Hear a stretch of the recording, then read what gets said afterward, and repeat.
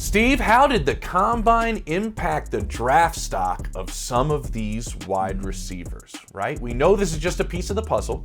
This is just one aspect of it. But I know you've been on the field in Indy with these receivers, watching them go through the gauntlet, watching them test. It is something that teams do pay attention to, right? And the interviews are a part of it as well. We'll get into all of it. But what did you first, and we're going to just kind of let you go here. What did you first want to chat here about what you witnessed in Indianapolis and what transpired there that might make some moves? Make sure everybody goes check it out the big board, by the way. Yeah, go check out the big board. Keep continuing commenting and giving your opinion. 100,000 views. Congratulations. Appreciate y'all. Also appreciate, I think, the 200 and something comments, and it's been good. For me, the combine usually, obviously, when I'm there, this year is the second year I wasn't there. And I was actually great. Obviously, me and you've talked. Used to going to the combine, ended up staying up late, talking and conversating and drinking and conversating and drinking some more. And you do that pretty much every night, where you just are talking ball with some of the best ball talking guys out there. Yep. You also get a real sense too of which coaches actually are coaching and which are coaching out of a book and just coaching the plays, right? And I thought this year's combine was very eye-opening.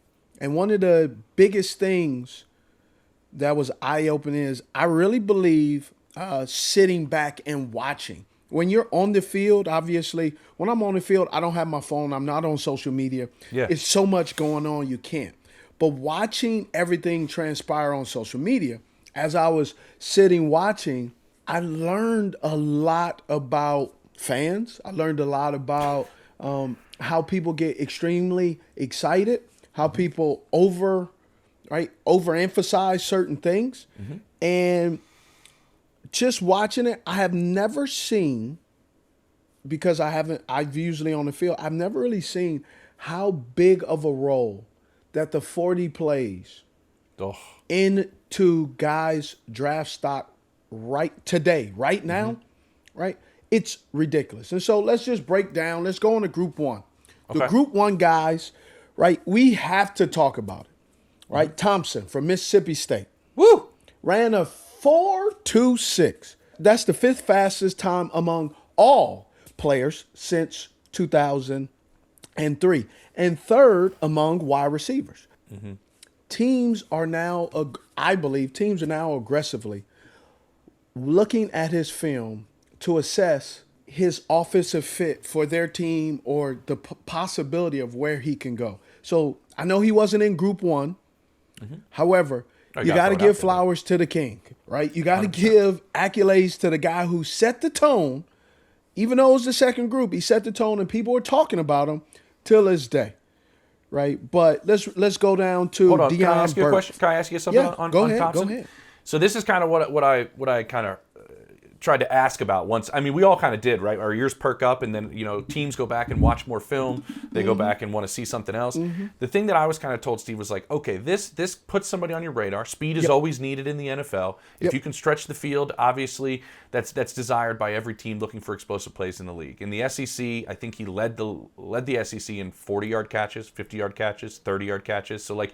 The speed does translate to some playmaking down the field. Yeah. The thing that was asked to me, and this is what I wanted to ask you, is that gets you drafted, the speed, that gets you in the building. But what was told to me is, okay, what else can you do on top of that? Can you help me in special teams? Can you be a gadget guy on top of just down the field? Can you do some other things? How many different hats can you wear with that speed is what the team is looking for. I see you smiling. But is that's the right approach, right? It gets you in the building, but that's it. When I was sitting there and they kept showing the speed, and John, go ahead and bring this up, put this in there. Man, I saw the list of some of the fastest times. Okay. And let me tell you, there's only one name on there that actually has done anything. it was Chris Johnson. Mm-hmm. Everybody else on that list, Jags, buddy. Straight up Jags. Yeah. And it may come across as hating, but I just, like, I was looking at the list, I was like, dang. Oh, he didn't The whole do list anything. is below 4-3. The whole top 10. Yeah. Yeah. I'm like, but I'm talking about with like the fastest all time, like some of the in the recent years. We're not talking about like the Deion Sanders. No, but I know what you're saying. Since 03, I think the top 10 like is I'm all talking, below like, 4-3. Like I'm talking about guys that were on that list, and congratulations, right? Like you made the list. I'm not frozen. You made the list. Mm-hmm. Now what are you gonna do? Yeah. And so that was one of the things I was literally not go, should I say anything? Because I paused it. I said, let me see what these guys are doing. Mm-hmm. Bro, John Ross had an excellent top 10 pick. Mm-hmm. Again, not frozen. Not frozen. And I'm saying all this to say sometimes you can't get infatuated with speed. Mm-hmm. Right? And you sure happens. can't. Huh? It happens. Well, I'm talking about, he. Mm-hmm. I was at multiple schools. Everybody's at multiple schools. Yeah. I understand, but I'm just bringing context to speed is speed. And I saw a lot of people talking about, oh, man, what do you think? I'm going, well, kind of before this, had no real reason to watch him. I shall now. There's some other guys on this list that had some really good times. Hit me. Jeff Caldwell. Oh, yeah. Everybody's starting to look up Jeff Caldwell from Cincinnati. I looked him up, too. Mm-hmm. Let me use one Richard Williamson's word, cattywampus. You've used that on here several times. It's your jam. Cattywampus. Mm-hmm. I don't know how he does not tear a kneecap on how he stops. Hands all out. You remember I called, land. Mm-hmm. You know what I call them, landing gears? Yep. Well, that boy got claws. He runs a route. I said, what? Like, I watched it. I was like, oh, man. Can't stop. Won't stop, can't stop. Mm-hmm. But he runs a 4.31. He's 6'5", 217 pounds with a 42-inch vertical. Yep. He's going to move up some charts. But guess what? I got to ask you, how low down was he prior to? Yeah. Right. Don't forget that number. Don't forget where you had him. Right. Some people think, oh, he's jumping in the top 10. Bro, he might have been 40. Let me remind you, 70 wide receivers have declared for the draft. Mm-hmm. Meaning some of them are seniors. So they just said, let me throw my name in there because I ain't got no choice. They're at school, Steve. They're hanging out like with some people. Yeah, I declare for the draft. Yeah. Just working out a little bit. Right. So I'm just bringing up these guys because there are some guys where the 40 times have intrigued people, and then they go back and they look. And then also, too, some guys who didn't run 40s. That we're going to break down in group 2. That was very smart, and I'm going to tell you why later. But Burks from Oklahoma, 4'3". Oh, yeah. Right? Moving. Fastest in his group. His elite athleticism has teams evaluating how his style aligns with their specific needs. Right? I mean, the kid is well put together. You can see exactly that. He's hard to take down, explosive. But now the question is, where does he fit on our team? He's a primary slot receiver. Can these guys play outside? Yes. Not permanently, not full time. But they can, dip their toe in the water a little bit just to get you excited. But where they do their work and where they operate best is in the slot. Yeah. And Burks is one of those guys. And then Jeff Caldwell, we talked about him. He's an outside guy from Cincinnati. Outside guy. I think he went to He went to a school, I want to say Valdosta State. Yeah. Oh, it was correct. It was just off the dome. And so I was watching this film, and I'm like, okay, real fast. He can get going. Big dude, so he's going to outrun the linebackers. But when he struggles get in and out of his break, so we shall do a break. I will do a breakdown on him just because he's intriguing, right? Someone's going to say, oh, I can teach him, right? Of course. The name that popped in my head when I watched him is David Geddes. I had him in Carolina from Baylor. Man, can go. But putting it all together on a consistent basis, he struggled. Okay. I would say that was the demise of David Geddes, but he was big, burly, can go. I mean, that's a combination that everybody's looking for, right? If you can get down the field like that with size, we're going to take a shot. Like, I would say of the guys you've mentioned, Burks' stock is probably the one that's legitimately gone up. Yep. Than the other ones. I'm curious what you think about that. I mean, people do think that, what they saw in a rough quarterback situation, I think at both schools, at Purdue and Oklahoma, and then seeing the times he put through, like, people do think, this is part of the evaluation, Steve, right? Best football's ahead. Like, okay, so that his stock definitely going up. The one that stood out to teams, and I just asked a couple of guys about this, the 10-yard split. How much do you take into that? Because he was 1.49. That's getting off the line as a receiver.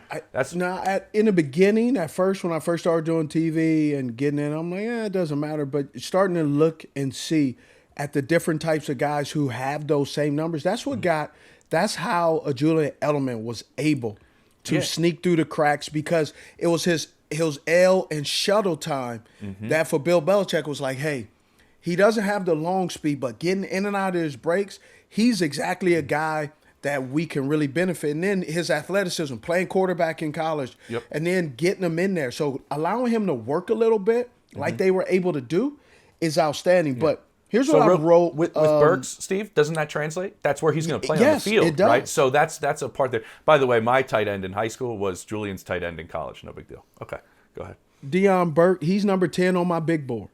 Right? The big board is going to start. It is a living, breathing organism. One of the things that people need to understand, and hear me, some of these kids I've never met. And because I've never met them, I only can, and in the comments people say, oh, well, why are you going to listen to secondhand information? Because that secondhand information is a scout or general manager or a head coach or a assistant head coach or a assistant general manager or a reporter that talks to those people. Yes, that talks to those people. So sometimes secondhand, and if he's secondhand and you're listening to me, it's third hand. so just take your information and stop typing, right? But Burks also had the highest vert of the whole wide receiver group. 42.5. Whew. Listen, the catch on the sideline against Alabama tells me all I need to know. All I need to know. Man, just flat out can ball. Yeah, that's definitely a name that Combine Week, he benefited for sure. He helped himself. You got to have a good starting point from the first place, but he definitely benefited himself for sure. Who else jumped out? Jumped out in his first group, Zachariah Branch. Oh, yeah. He's helped his stock. And let me tell you, go back, look on the big board, too. Chris Bell, obviously he tore his ACL, but he is going to fall because of the injury. And there are going to be some guys who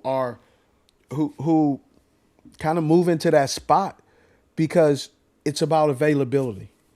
And when you're drafting, you want to draft a guy who can impact and make your team better today, not tomorrow's, right?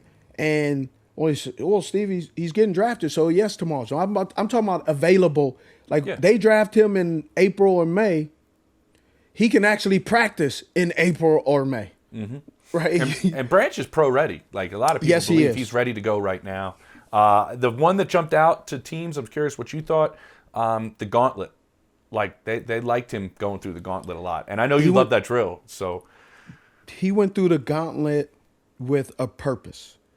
One of the few guys who actually ran full speed, right? There are some guys who were tiptoeing in there, right? But I'll tell you, he was impressive in the gauntlet. His eye and hand coordination, to me, appeared elite because there were some bad throws in there. Yep. And just snagged it. Snagged it, not with his chest, not with his forearms, with thy hands. And his teammate really started to open up some eyes and gain some significant buzz. Dylan Bell. Dylan Bell, Dylan Bell is a kid, played running back. He suffered by his willingness and ability to play multiple positions. They put him at running back at one point at Georgia. Right? But dynamic, not afraid to get his helmet with some stickers on it. He did a really good job. So the nucleus of Georgia's 1, 2, 3, all their wide receivers all bring something to the table.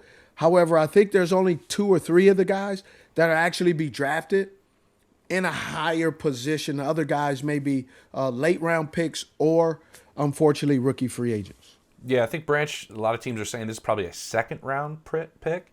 But the juice is real, man. And I think what you said, all the juice. Yeah, what you said about the gauntlet, I think is what teams that I was talking to were kind of the same thing. Body control was all there. And it's weird to say this because there's nobody, you're just going through yourself, but like he went through it with some strength. He's put together, man. Like so like I think he's definitely a guy that helped himself this week, and that was the drill that I love that we're kind of on the same page with that was one thing that kind of jumped out to some people watching that drill for sure. All right, kid, that really, I believe that really stood up, and make some people start to go back and watch his film. The kid from Oregon, Malik Benson. Man, it surprised many by his 4.37. That he's proven that he has more speed than previously anticipated. Okay. Right? When you watch his film, you go, man, he's running. But I don't think you go, man, he looked like he running 4.37 now. He's just going. He's a strider. I mean, there have been times watching him in the game where people are trying to tackle him or miss him. And, man, he just galloping and just going. So he did a really good job. And then I say my boy from UConn, Skyler Bell. Oh, yeah. Skyler Bell. That's my dog, boy. Look, I was so excited for Skyler. When he was done, I called him. Did you? I said, hey, you did a hell of a job. You did a great job. So I think he put himself in a great position in the group. Scouts are now starting to dig deeper into the season to see if his playmaking ability translates to the next level. And I believe he made plays. It will. He was productive. Whew. Oh, super productive. Did a hell of a job. Skyler Bell, I wanted to mention one thing to you. Yes. With the way NIL works now, and the portal works, and you mentioned guys playing at so many different schools now, and it's some teams like it actually, some teams don't like it, some teams like it with quarterbacks, right? Different systems, you get more reps, all these things. When you play at a school like UConn, and I think we could talk about this with Hurst as well at Georgia State, who had a pretty good week too. But when you play, and everybody, you're the guy, Steve, at UConn, right? You're Skyler, but everybody in the stadium knows you're getting the ball. Yep. And you still produce. Yep. To me, that does show something, as opposed to, you know what I mean? Yeah. It shows a lot. It shows the maturity, right? He can handle the pressure, right? He's had a ton of targets, a number of things that just, I mean, it's ridiculous on what he's been able to do. But his film, I mean, his film is ridiculous, and I love watching his film. Gets separation, great body control. Don't sleep on the kid. Goes up in traffic like it's nothing, casual. Changes up his tempo on the routes. He's smart. You can't get a beat on what he's doing. Right? That's just a little bit of my notes that I wrote down on him. I think we need a Skyler Bell breakdown this draft period. Oh, definitely. For sure. We doing it. First of all, that's a kid that I'm rooting for, right? Yeah. Right. That's. I mean, you called him.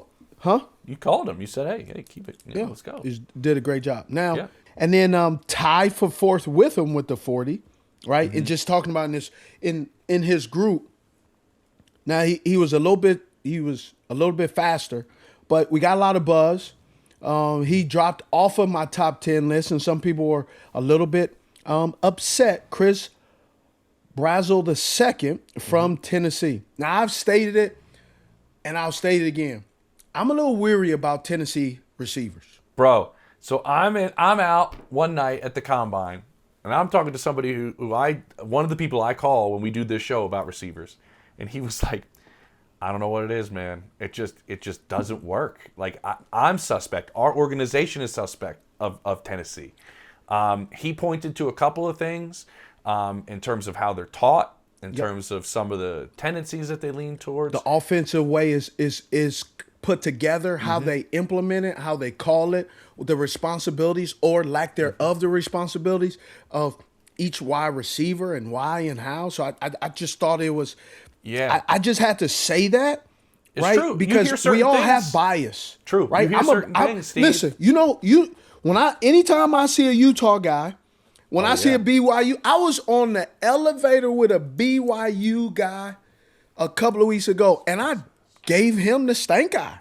Like, right?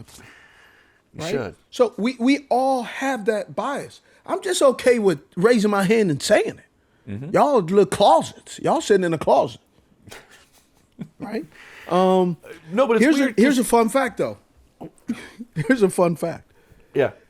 80 inches and 1/8 wingspan.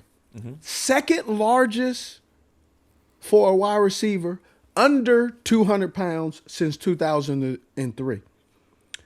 Usually, people that have that similar wingspan are 100 pounds heavier, and they average about a 5'4" in the 40. So I think you know who you're talking about. So Chris has the same wingspan of D-tackle Fletcher Cox. That's crazy. That is nuts. That is nuts. Will teams hold, like, I would hate for this to be held against me if I'm taught a certain way. Like, they're taught to conserve energy sometimes. As receivers, they're taught to do these things. Like, how do you... my question is, Steve, these interviews, how do you not sell your program out, but also make sure they don't hold it against you when you talk to these teams? Well, one, the informal or formal interviews, they are really crafty and creative on how they ask the questions so they don't compromise the player into openly compromise the player into trashing their former college or former coaches. Now, if some things were said, it's every man for themselves, right? Mm-hmm. So I've heard that. So that can go against you, or where times where teams will go, yep, I see that, and they'll put it on there. Wow, he did not throw his coach under the bus, any of that stuff. But here's the thing I would say with Tennessee and the wide receivers, and why I'm a little suspect. I put them in the same category as back in the day, the Baylor wide receivers. You remember those guys?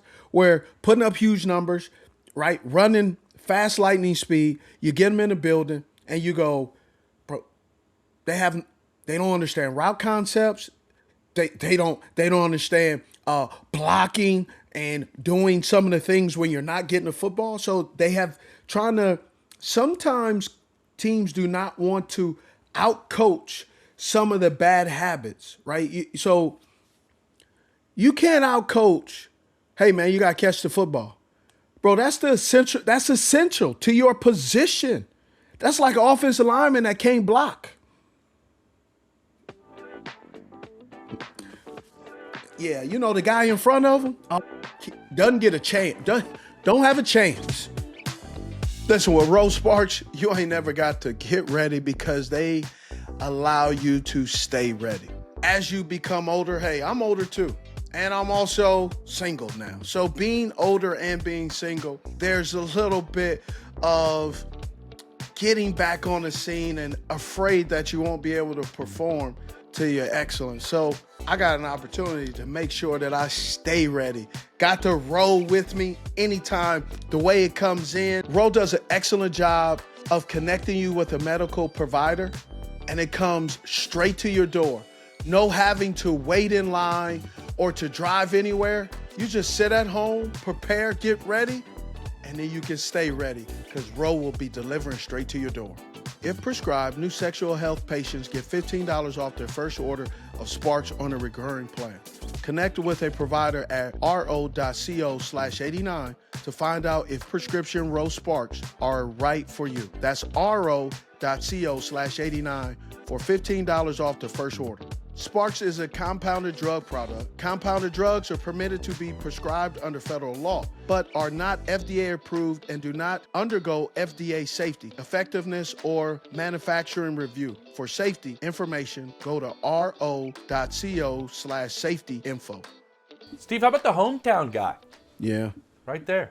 Right. The hometown guy, Omar Cooper Jr., don't tell Carson Beck that because they were booing him, right? That was a little rough. I was like, goodness gracious.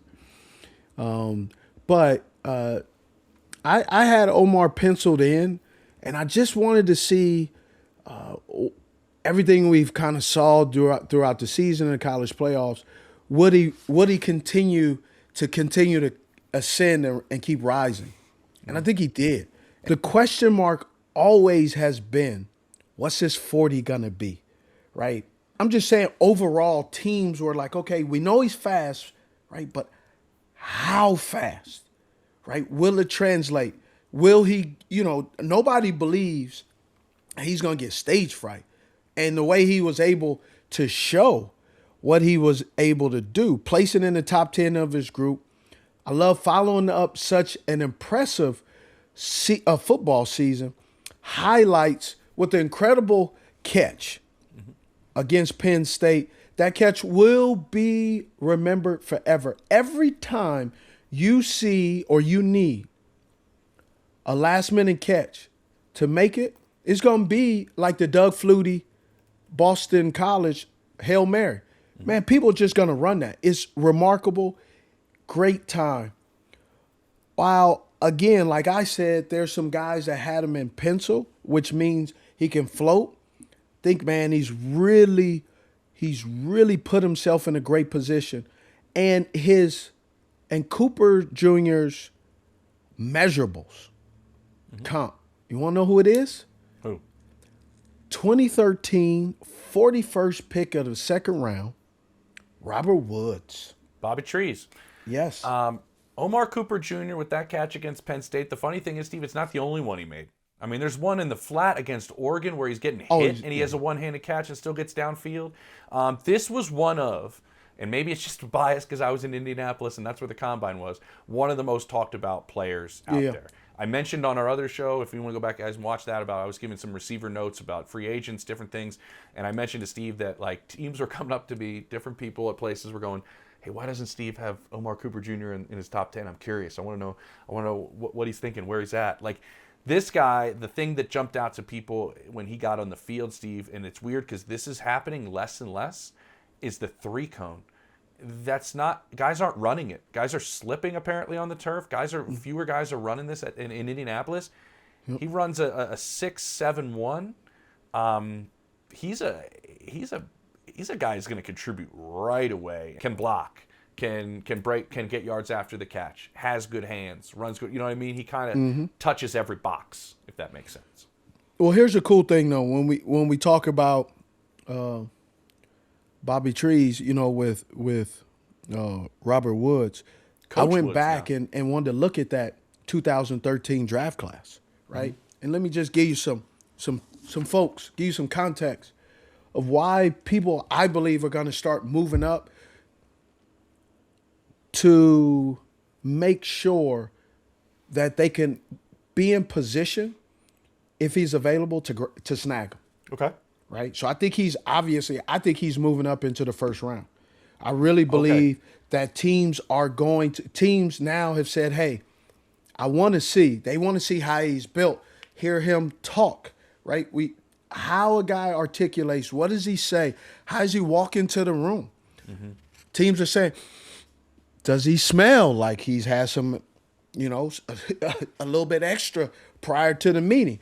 How's his anxiety level? Because there are some kids who have a ton. I played with some players, and I don't know how they did it, where they had so much anxiety, they played high a little bit because of, or they did it prior to so they can just kind of ease the level. Man, look, I was scared to take supplements, so I'm just give me some Tums and some Gatorade and I'm straight, right? Just with the anxiety.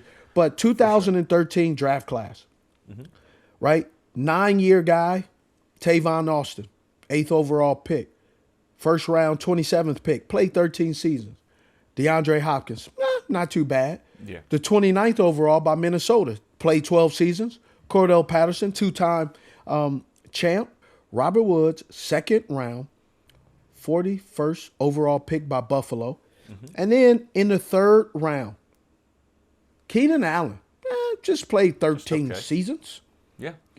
Right? So those are some of the guys, right, that have played who were in that round. So just telling you, obviously Robert Woods' career really took off when he left Buffalo at the current time.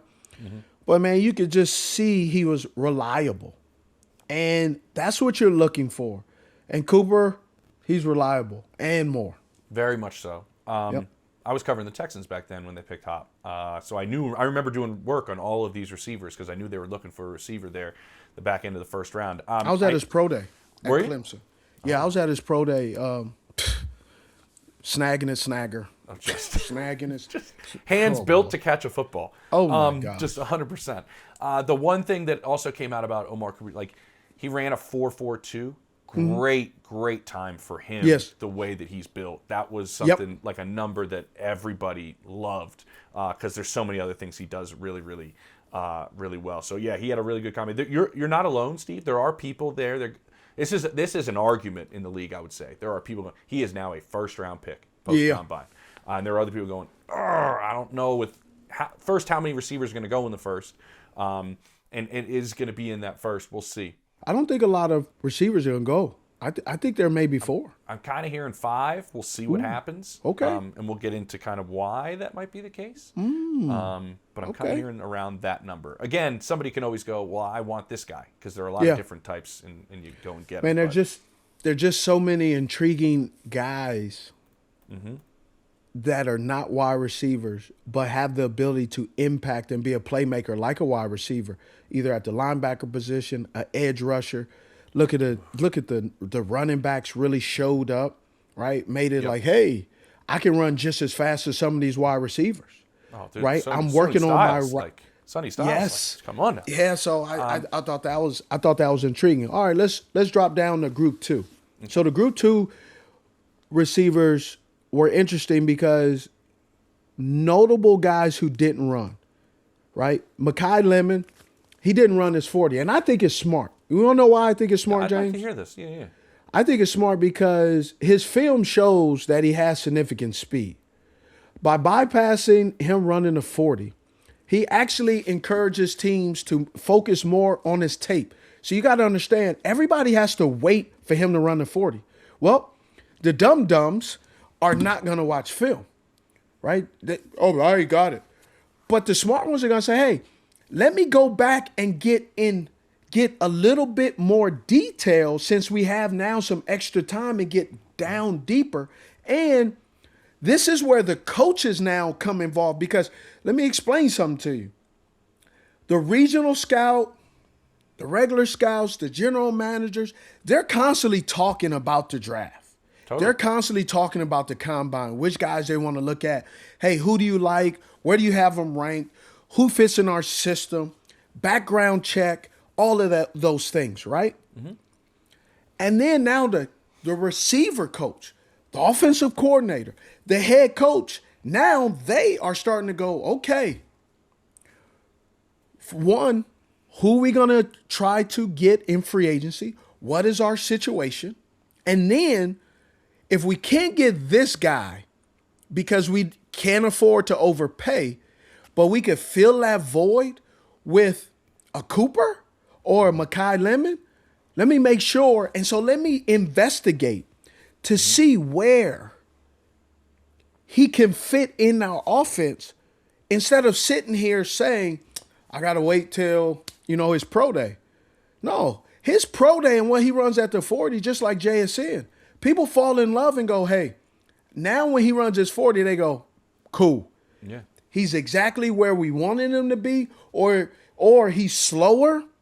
And so that gives us an opportunity to maybe drop down a little bit, or he drops off of some people's draft board just because every Not off team. the board, but you mean like. Well, I'm just talking about every team has a guy. They're like, well, he's a little bit slower, so we're going to get Makai or Styles, the linebacker. I'm just throwing it out there as far as like when you're that high up, you get the cream of the crop. You get to pick who you want, and now you have to pick who do we want and why. Okay. So that's why I love the fact that he didn't run. Okay. Jordan. Let me real quick. Let's stick with Lemon real quick because there were some other things that he did do there. People liked he did do some of the on the field work. Yep. That obviously checked the box of what people saw on film. When they threw the ball in the catchable radius, he did a great job of showing his hands. He was great. The measurables was important for him at the combine. He kind of measured out like Amon-Ra St. Brown. They thought he might be smaller. I think anybody would take Amon-Ra right now on their team. Yep, sure will. And so I think that measurables of being a little taller than some people were questioning. You never know what the height in the media guide in college is actually real or not. I mean, that is just anything gets put in there. So the combine measurables were super important. And then it was the interview process. The podium made some people scratch their heads. It mattered to some people. It didn't matter to other people. Now, I do know that these meetings matter to people, Steve, and they don't matter. When I had a conversation with our guy Dave Canales for a while, the meetings really do matter to him, right? The face-to-face matters a lot to him. I don't think everybody's on the same level as Dave in terms of that meeting and where it is in terms of the cultural fit. You mentioned in the offense, but also the cultural fit of your locker room plays a part of it as well. But there was still like, he's not going to drop. But real quick, I did want to mention, you keep bringing this up, and I think it's just one of the best points of this draft.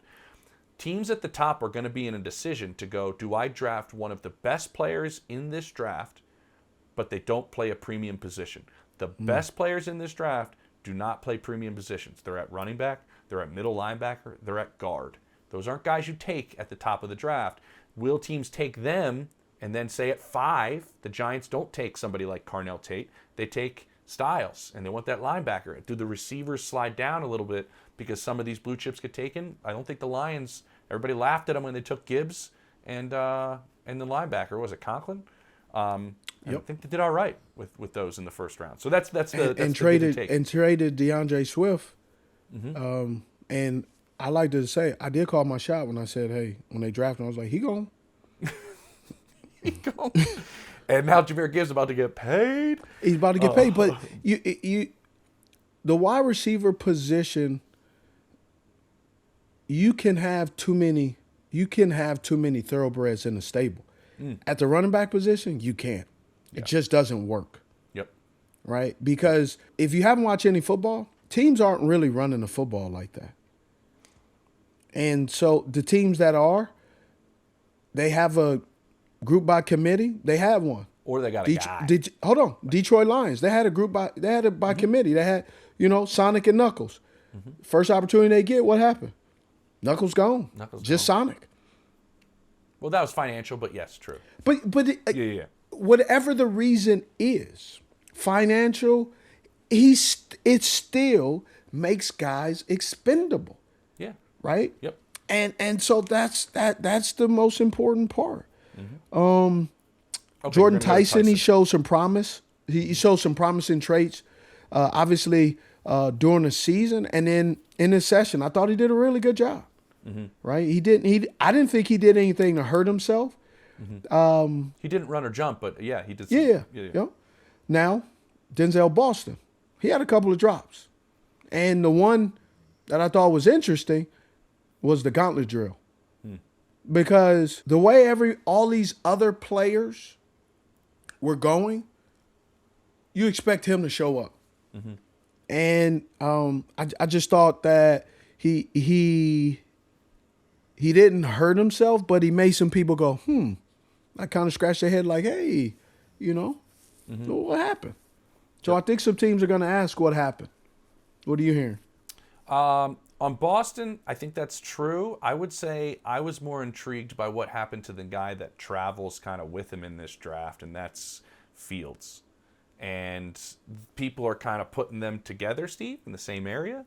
I'm not sure if Fields had the greatest of week in Indianapolis in some people's mind. Now, he's a big dude, like a real big dude, but didn't really run the way people thought. And I'm just kind of using those guys to play off of each other, what you heard about Boston. And then, like, this is kind of like some of these guys are in these groups that you put them in before, right? Like, they're in these different groups. So they kind of are two guys that are kind of paired together. And I think people wanted to see a little bit more out of Fields and had some questions. Did you have anything answered about him at all? I did. Okay. He slid. He's sliding down. Yeah, that's what I thought. All right. He's You sliding had him at down. 7, by the way, on your big board. So had him at 7. I think he may slide down because guys are sliding up. Mm-hmm. Right? It's a process of elimination, and it's unfortunate. That's why the combine is such a coin flip for you can help yourself or you can kind of drop. You can drop a little bit, and that's just part of the process, and that's why some of the top-notch guys, they don't do anything because, like, if you are up there and you're looked at as the top 3 in your position, some of the stuff that can be pulled apart and put under a microscope, don't do them. Right? I wouldn't. I would suggest if my son was one of these guys who was in the top 4 ranked wide receivers, I'd tell him, nah, don't do any of it. Yeah. Right? His 40 was a 4.61. Yeah. His 10-yard split was a 1.63. Yeah. 1.62 is kind of the cutoff when you start to get really concerned, and so this is on the other side of that. Yep. I did hear his interviews were outstanding, and I know there was no question that they weren't going to be. But everybody's kind of curious about this, Steve, right? Because the production at Notre Dame wasn't like through the roof. And so that's where you got the production that's not through the roof, and then you have a okay combine, and they marry those together, and they go, and that's where it just kind of slides a little bit. Yep. Okay, so he's at 7. We'll see where you're going to move him to where he's at. Is Boston going to move at all? I know some of the stuff he did in terms of the measurables were really good for his size specifically. Were really good, like the way he jumped and things like that. But here's why I think Boston. Here's why I think Boston can move, or he'll just stay status quo, because there are some players who improved their stock, right? Bryce Lance, he improved his stock, I believe. Oh my gosh! Right? Yeah. Obviously, Thomas from Mississippi State, he's improved his stock.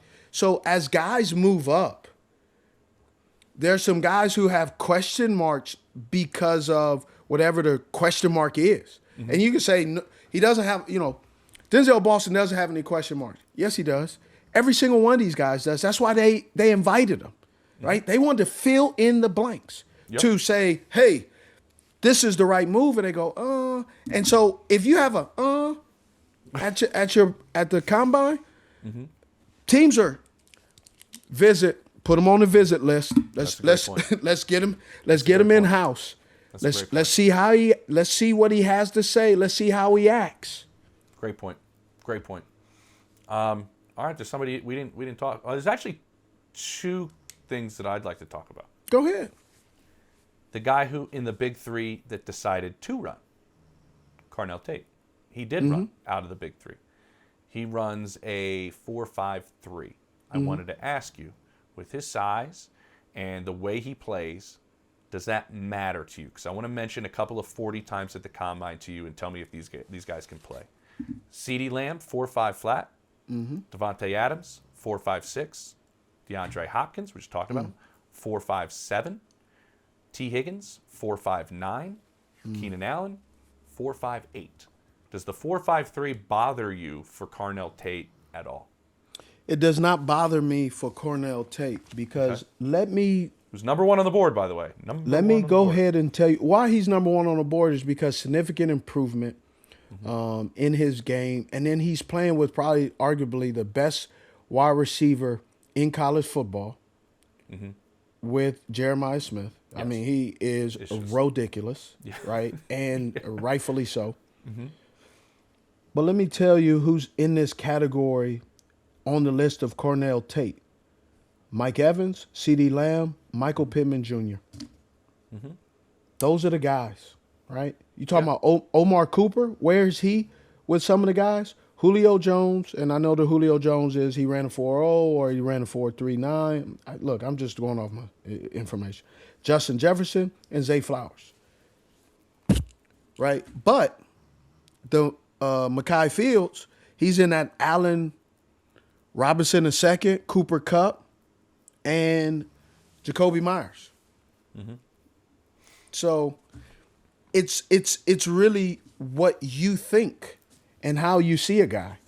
I guess my point is how he plays the 4.53 isn't slow for how. No, it plays isn't. at But all. you also too, man. Sometimes, sometimes not every guy tests well, Yeah.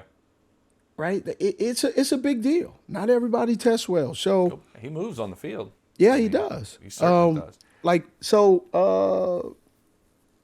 Lance from North Dakota State. I don't have him obviously in my top 10. He's not a top 10 guy.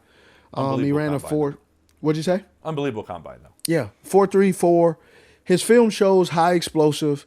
He's averaging 40 yards to catch on explosive plays, 16 receptions for 20-plus yards, 641 yards, 3 touchdowns. Teams will likely will take a much closer look at him now, right? But when you watch his film, when I've watched this film, you can see he can run straight ahead. But then there's there's still that question of we know he has speed, but will his route running translate and improve getting up to the next level? He's not Christian Watson, so throw that out the window. Yes, he's fast, right? Yes, he is fast, but he's also playing against Montana State. I'm sorry. Oh, but you're right. Yeah. Right? Like, I love Montana State, Division II champions. They do a really good job. But I don't see a first-round draft pick off of that. Yeah. No, I don't. No, I don't think he's even close to a first round pick. Yeah. Well, the fans and people that jumping in comments are bringing it up. Oh, he ran a 4.3. He's much faster than you. Okay, yeah. He's much faster than a lot of people. But it does not mean, right? I got another one, right? You talking about the 4, so in the range of 4.20 and 4.29. You want to know the notable players since 2003? Xavier Worthy, Goodwin, John Ross, and now Brenen Thompson. The guy on here that you could say to be determined is Xavier Worthy. Isn't that fair to say? Because all the other guys, that's fair. we already know. Yeah, they've been in the league for a minute. Yeah. Yeah.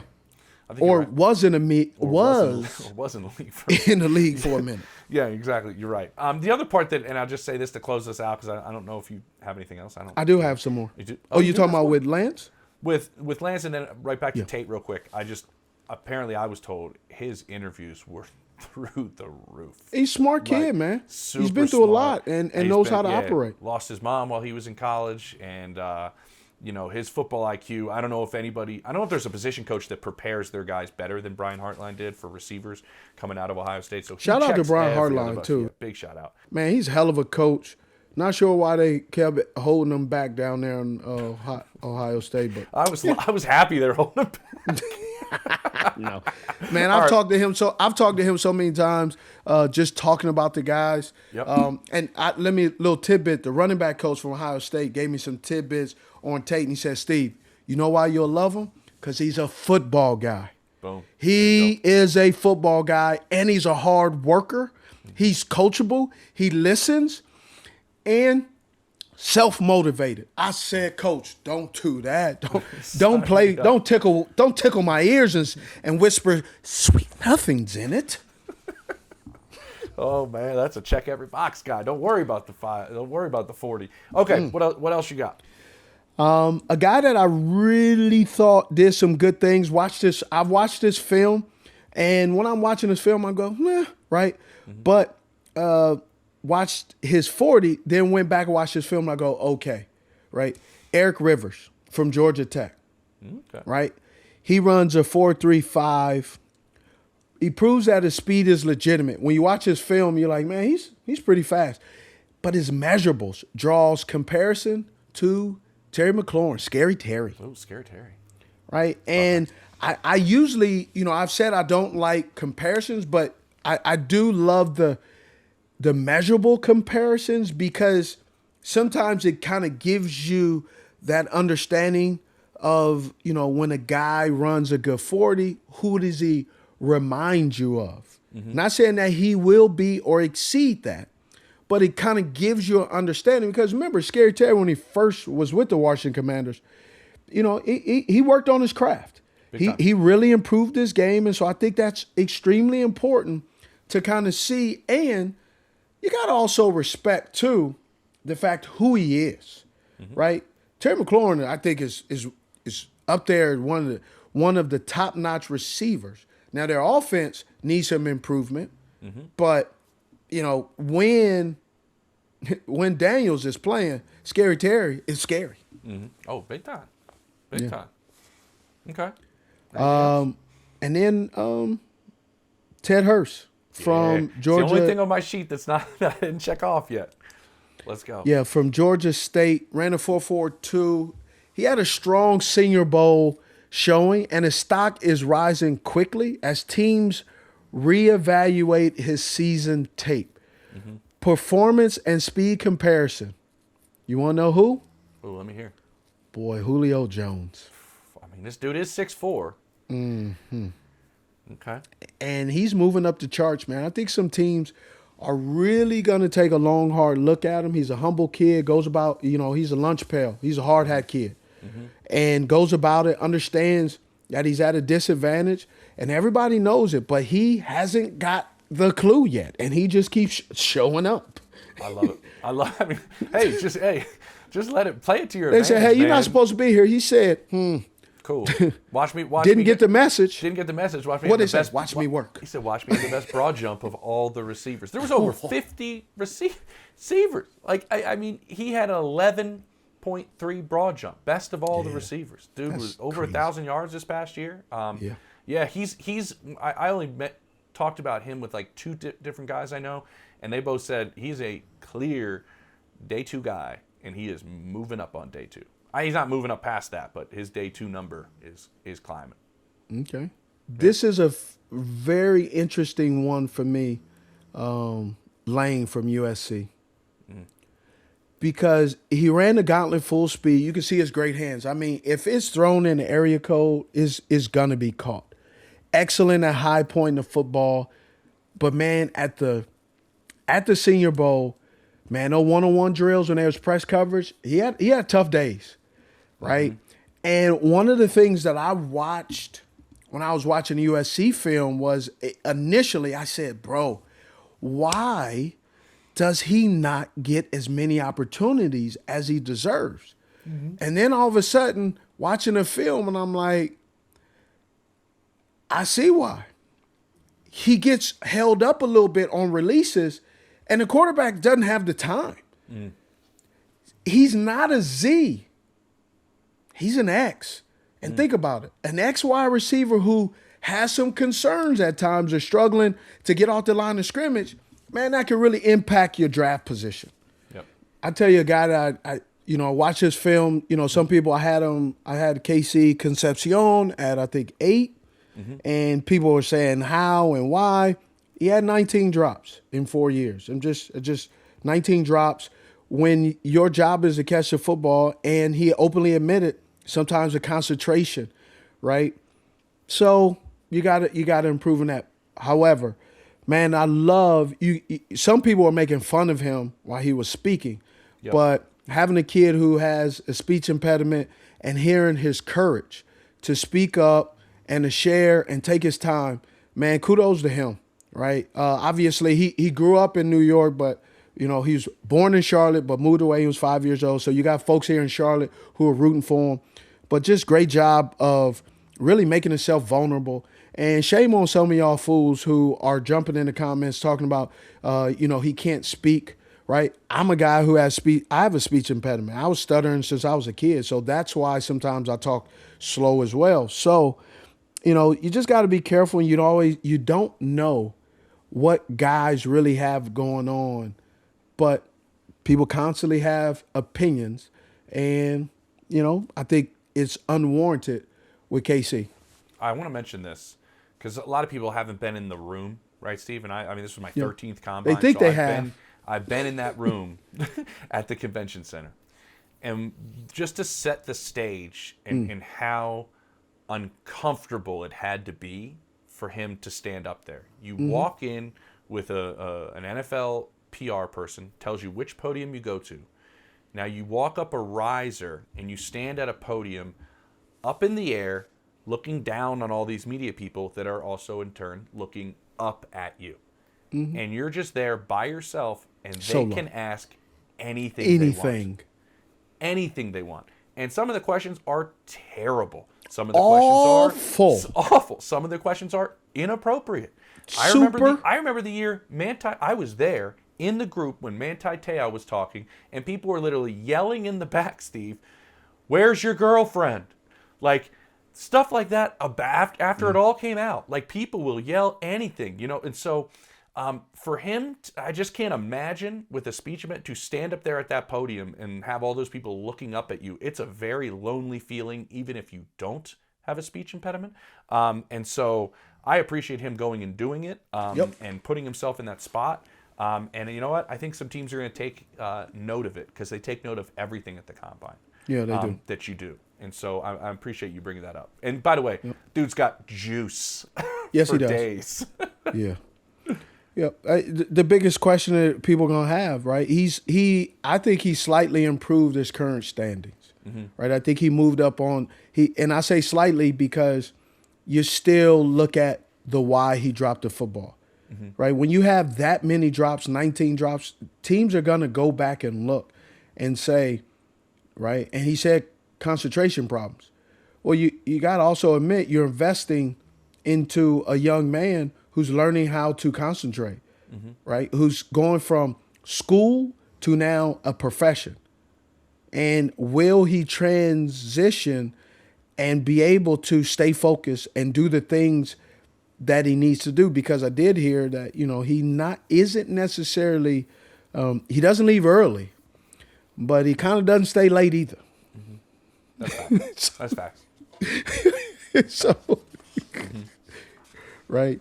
But overall, I thought it was very impressive. I walked away really believing and saying these wide receivers and other positions, they are getting stronger and faster. It's the fastest combine ever this year. Yes. It literally was the fastest combine ever. Yeah. Underwear Olympics. Underwear Olympics. The two things that you can do, Steve, and we saw this and we mentioned it, and just to put a ribbon on it, is you can reconfirm what teams thought about you, and they love when that happens, right? When you just confirm what they've already known. Or you can make people turn their head and take an extra look at you. Yep. Those are the two things you can do, and obviously we mentioned a lot of those. So, Dynamite.